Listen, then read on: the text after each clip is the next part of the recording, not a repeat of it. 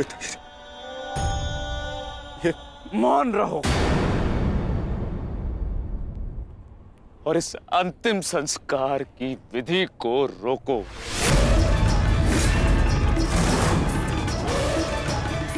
मेरे पुत्रों का अंतिम संस्कार नहीं होगा।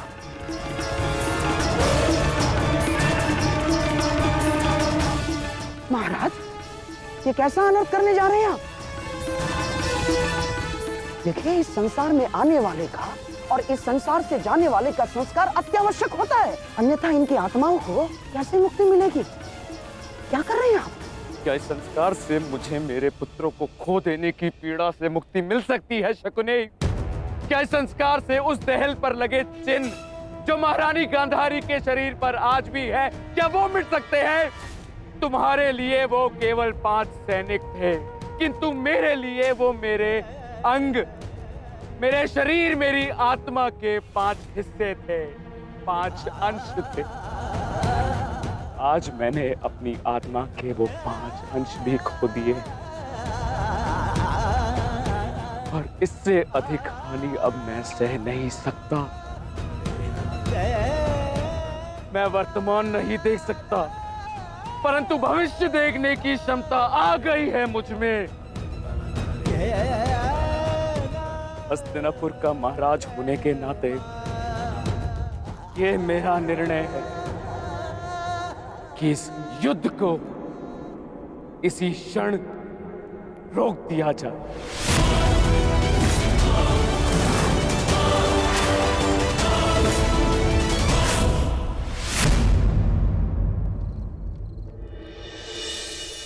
पिताश्री,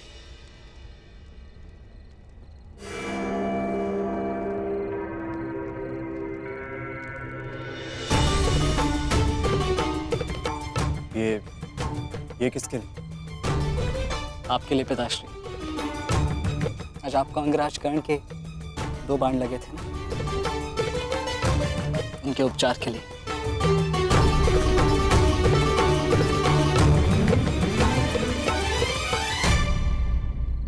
मुझसे अधिक घाव तो तुम्हें लगे हैं पुत्र।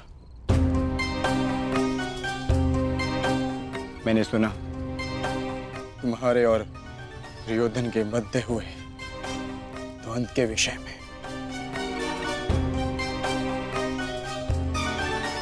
तुम्हें ऐसा नहीं करना चाहिए था अभिमन्यु। दुर्योधन एक दुर्जय योद्धा है, शक्ति में, अनुभव में तुमसे कहीं अधिक। तुम्हें सावधान रहना चाहिए। पिताश्री उचित कह रहे हैं आर्य।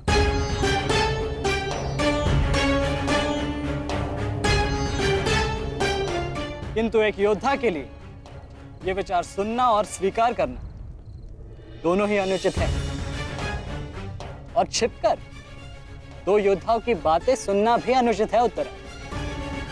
इसलिए यहां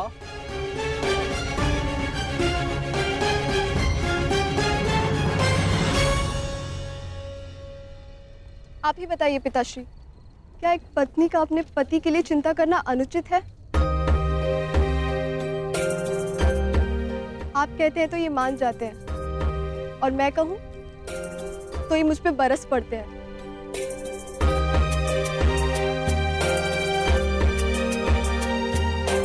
आप ही ने कहा था ना कि काका श्री दुर्योधन के साथ द्वंद्व करना इनके लिए उचित नहीं है। प्रभु का धन्यवाद कि ये सकुशल युद्ध भूमि से वापस आ गए। अगर कोई अनहोनी हो जाती तो? योद्धा यदि वीर गति को प्राप्त करे तो ये उसके लिए गर्व की बात होती है उत्तरा, अनहोनी की नहीं।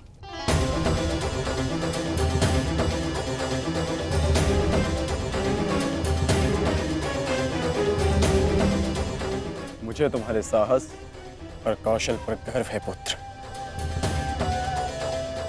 परंतु उत्तरा का कहना भी अनुचित नहीं है। प्रत्येक पत्नी को अपने पति की चिंता होती है।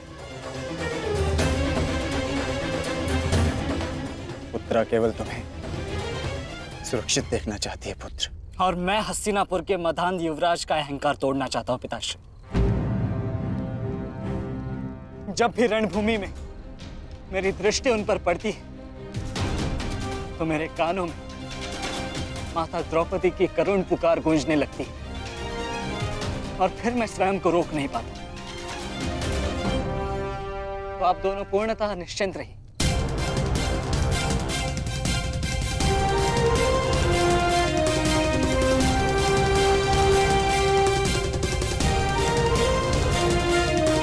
क्योंकि मेरी सुरक्षा के लिए माता यज्ञसेनी का आशीर्वाद है मेरे साथ।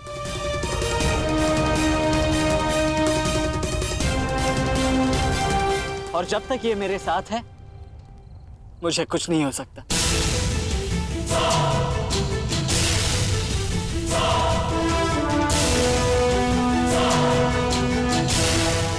आपके तेज के अंश का प्रहार और माता के आशीष की ढाल जब तक मेरे साथ है, मैं काका श्री दुर्योधन के समस्त कौरव सेना का सामना अकेले करने में सक्षम हूं। मुझे उन पांडवों से अब विजय नहीं चाहिए। अब मुझे उनसे अपने इन भ्राताओं के मृत्यु का प्रतिशोध चाहिए। अब यदि आपने इस युद्ध में विराम लगाया तो आपके ये 5 पुत्रों वीर वृषसेन, पितामह और अनेक सैनिक उनके इस युद्ध में दिए प्राणों का, उनके प्रयास सब व्यर्थ चले जाएंगे पिताश्री। ऐसा मत कीजिए पिताश्री। रक्त के बदले रक्त लूंगा मैं।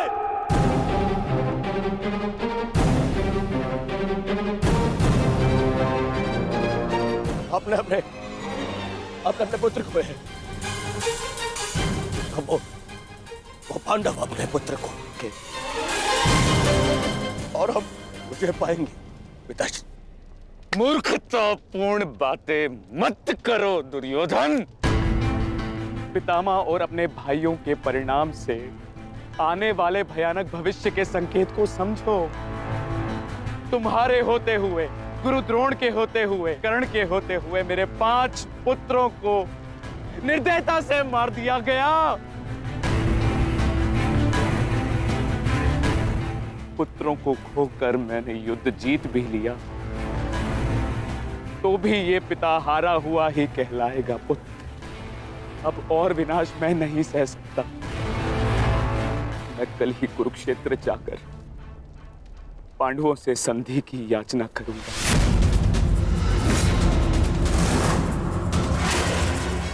पांडवों से अपने पुत्रों के प्राणों की रक्षा की याचना करूंगा मैं,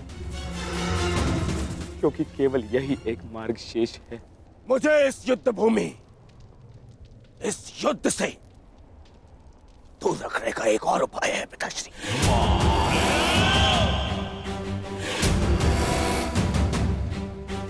एक और उपाय है।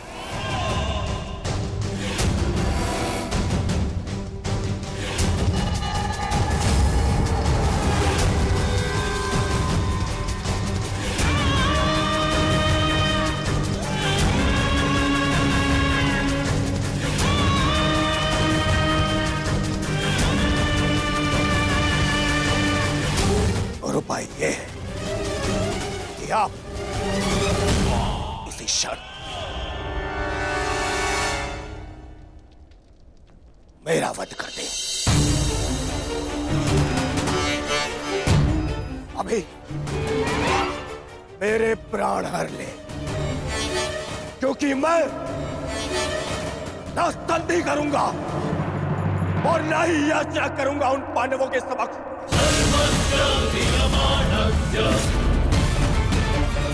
उठाइए इस तलवार को और वध कर दीजिए अपने इस एक पुत्र का। अपने इस एक पुत्र का वध करके बचा लीजिए अपने शेष 94 पुत्र। 94 पुत्र।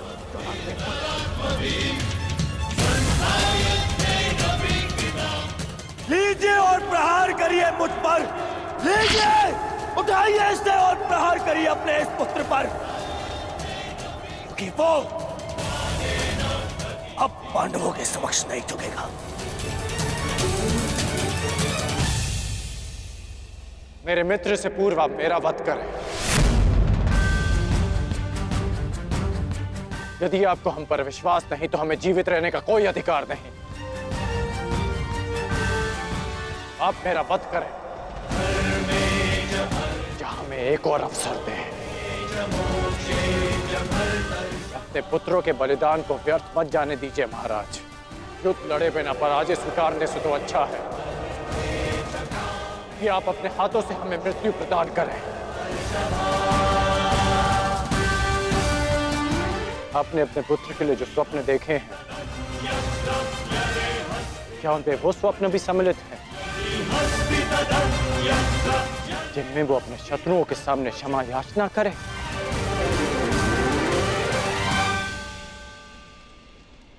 जिसके शीश पर आप सदा सम्राट का मुकुट देखना चाहते हैं, क्या उसके पैरों में बेड़ियां देख पाएंगे आप? यदि हां,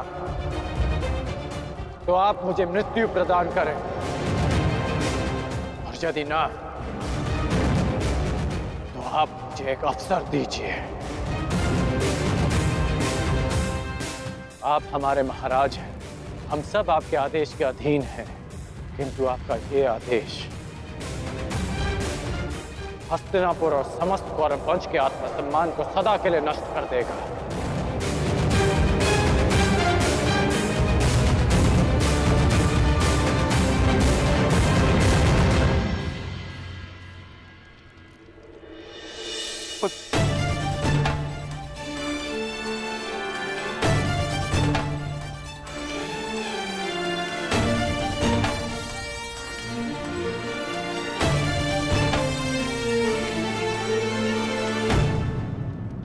मैं क्या करूं पुत्र? एक पिता के लिए अपने पुत्र की अर्थी का बोझ इस जीवन का सबसे बड़ा बोझ होता है पुत्र,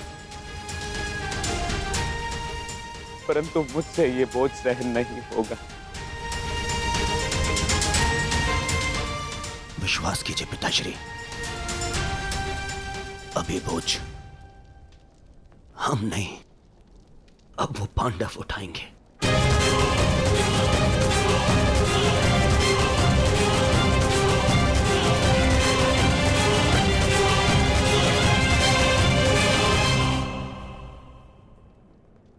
आइए पिताश्री, मेरे वीर भ्राताओं को ससम्मान विदा करें।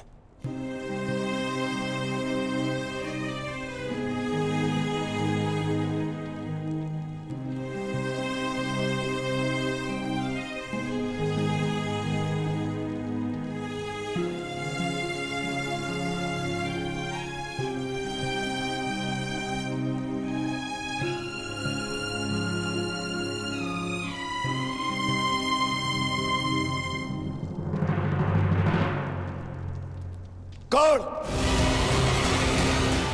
कल के लिए हमारी क्या रणनीति है? कल की रणनीति तो स्पष्ट है। आज मैंने उन 5 कौरवों का वध किया, कल और 25 का अंत कर दूंगा। मैं आज ही उन 100 कौरवों का वध कर देता, किंतु वो सूत पुत्र कर्ण बीच में न आया होता। कर्ण की चिंता मुझ पर छोड़ दीजिए भ्राता भीम। आज तो वो वन छोड़कर निकल गए, किंतु कल उसे भागने का अवसर नहीं दूंगा मैं, और कौरवों की सहायता के लिए नहीं जाने दूंगा।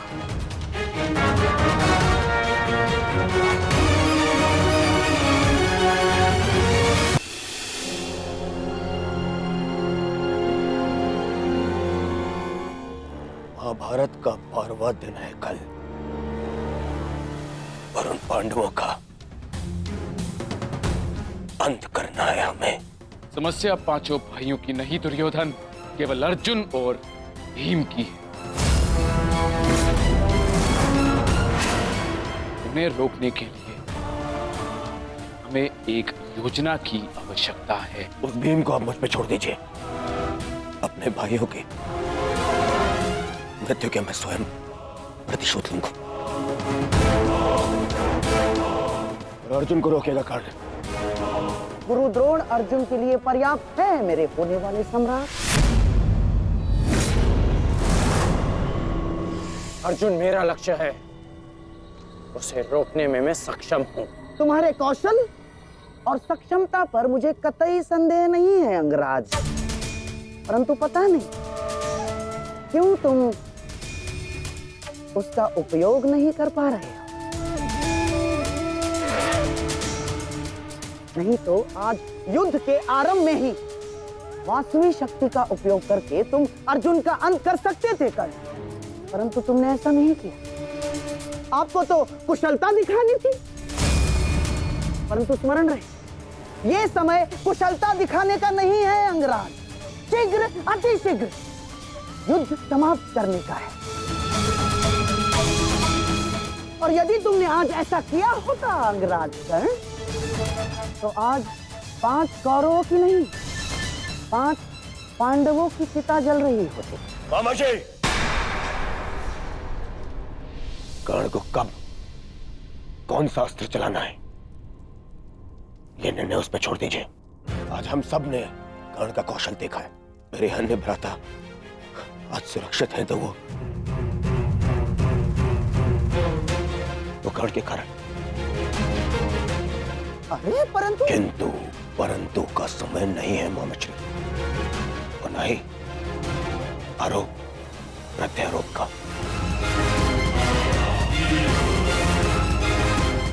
ये समय है साथ रहने का, उनका और उनकी उन उदंड पुत्रों के अंत करने का समय है ये।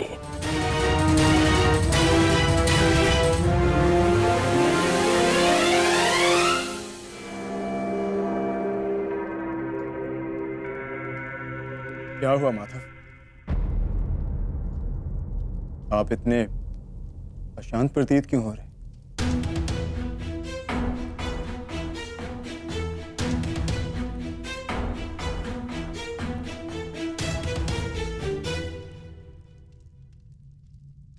यह अशांति आज के युद्ध के परिणाम की है पार्थ। आज युद्ध में दुर्योधन ने अपने 5 अनुजों को खोया, और कल वो युद्ध में इसका प्रतिशोध लेने उतरेगा।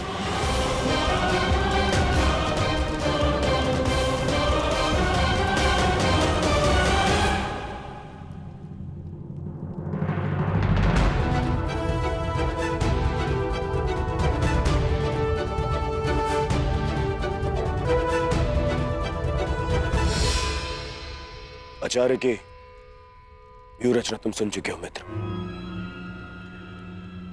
तो तुम्हारे मन में कोई विचार है?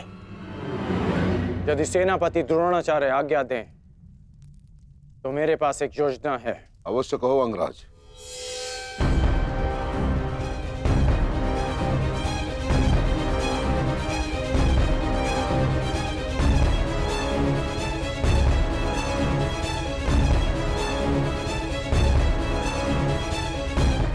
अद्भुत कर्ण, अब उन पांडवों का विनाश निश्चित है।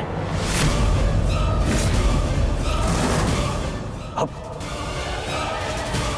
उन पांडवों से मैं अपने भ्राताओं की मृत्यु का प्रतिशोध अवश्य लूंगा। कल दुर्योधन युद्ध में क्रोध में अपना प्रतिशोध पूर्ण करना चाहेगा, और अंगराज कर्ण कल इस युद्ध को समाप्त करना चाहेंगे, और उनका लक्ष्य होंगे धर्मराज युधिष्ठिर।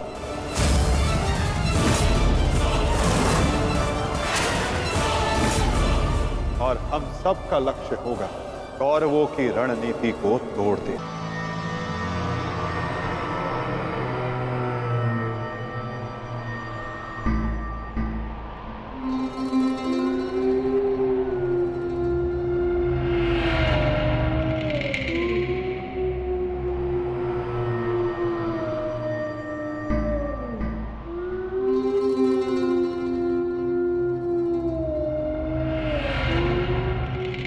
युद्धभूमि में उल्लू का रुदन शुभ संकेत नहीं है माधव।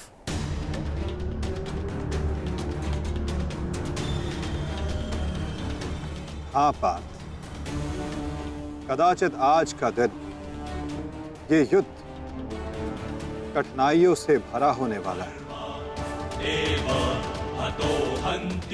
आज की परिस्थितियों के लिए सज्ज रहना पार्थ।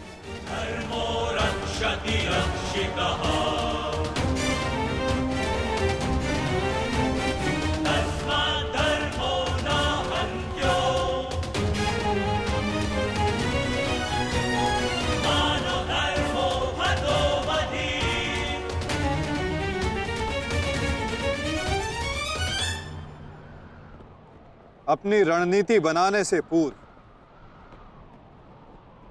हमारे लिए शत्रु का मन जान लेना, उसकी रणनीति जानना हमारे लिए आवश्यक है।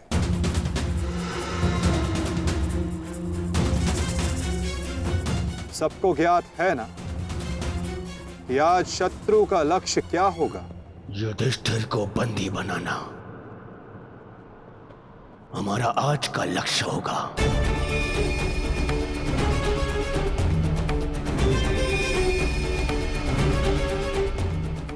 युधिष्ठिर को बंदी बनाकर मुझे इस युद्ध को यही समाप्त करना है। मेरे आज भाई वीर गति को प्राप्त हुए हैं अब तक।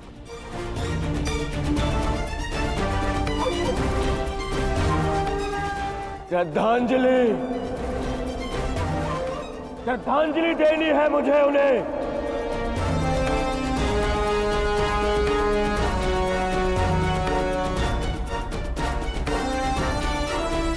और पीड़ा भरी मृत्यु दी है उस भीम ने मेरे भाइयों को।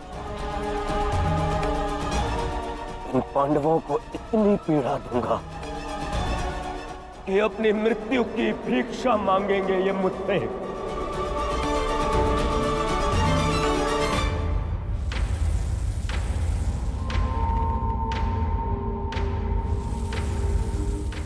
मित्रगण, वचन दो मुझे, आज चाहे जो भी तुम्हारे मार्ग में आ जाए, तुम उस पर दया नहीं दिखाओगे।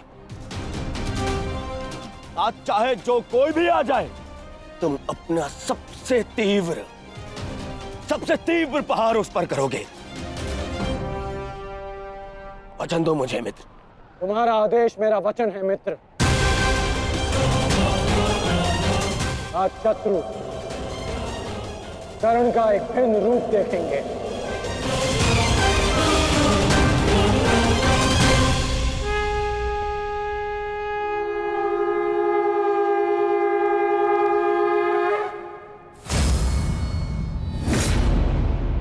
आक्रमण! आक्रमण! आक्रमण! आक्रमण!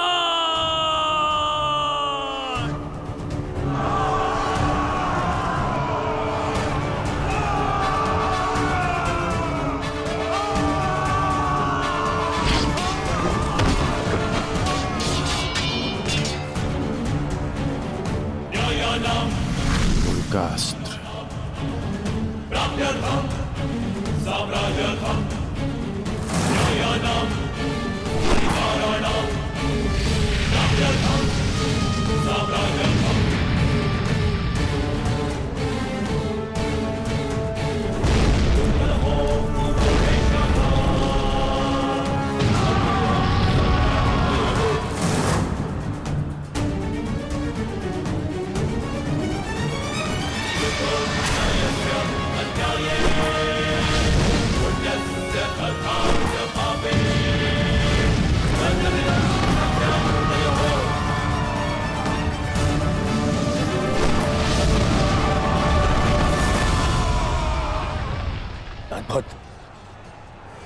अद्भुत मित्रगण,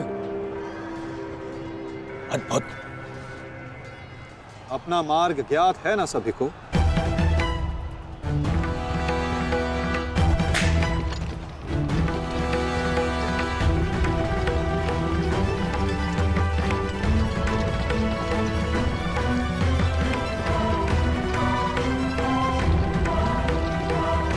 ये क्या कह रहे हो संजय? युधिष्ठिर सेना के पिछले भाग की ओर बढ़ रहा है।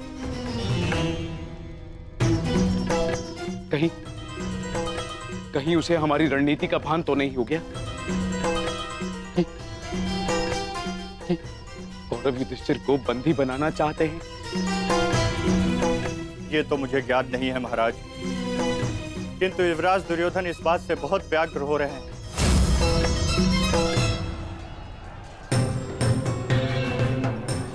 अवश्य इन पांडवों को हमारी रणनीति का ज्ञात है,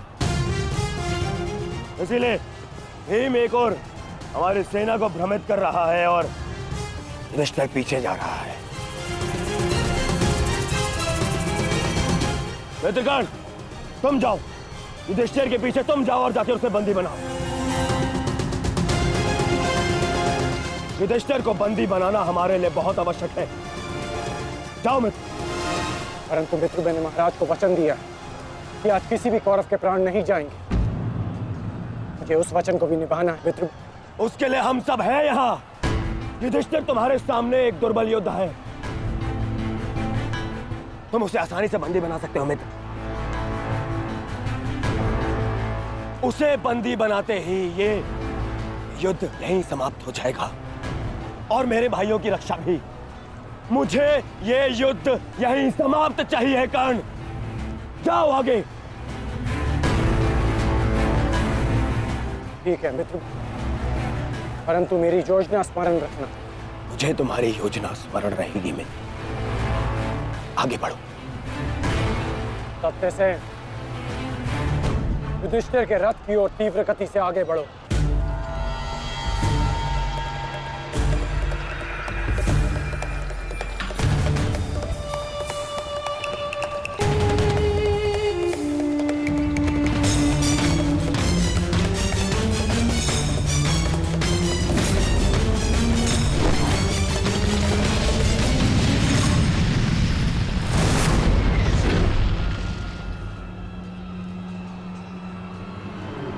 योद्धा शत्रु की ओर आगे बढ़ता है, उससे पीछे नहीं भागता। मैं तुम्हें युद्ध का आह्वान देता हूं कौंतेय।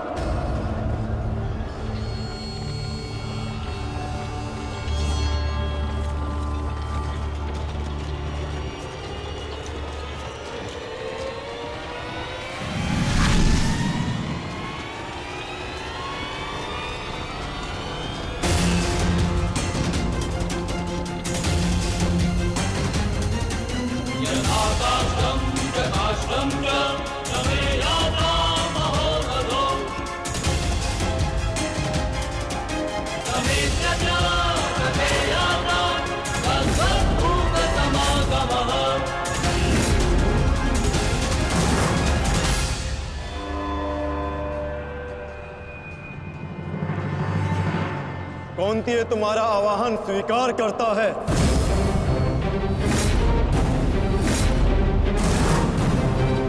कल आपने मेरे साथ छल किया माधव। नहीं अंगराज, छल नहीं, ये रणनीति है।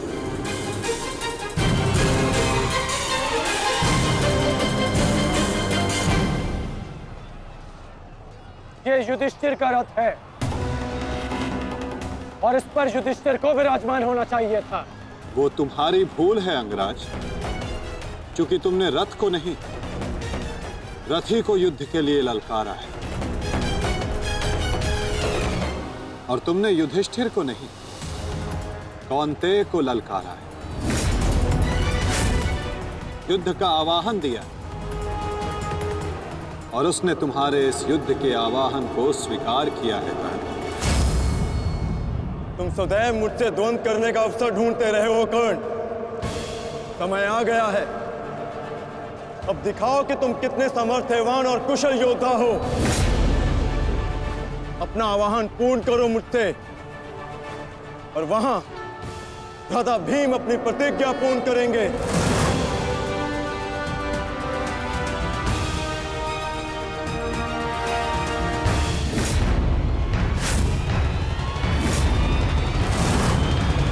आज मैं 95 कौरवों का अंत कर दूंगा। पांचाली को दिया हुआ वचन और कुरु सभा में ली हुई प्रतिज्ञा आज दोनों ही पूर्ण हो जाएंगे। तुम आगे बढ़ो भीम, तुम्हारे मार्ग की बाधा हम दूर करते हैं, आगे बढ़ो।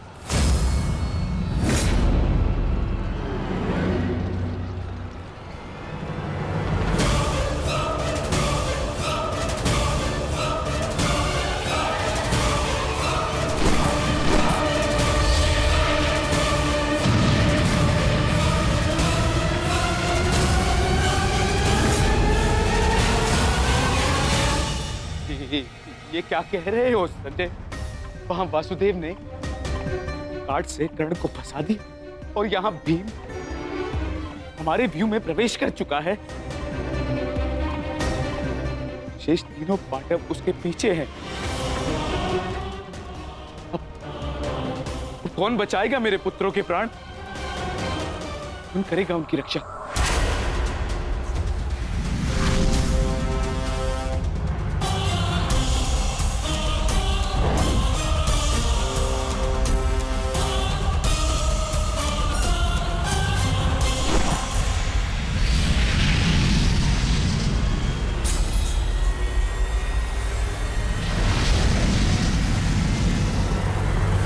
ये तो कर्ण का संकेत है।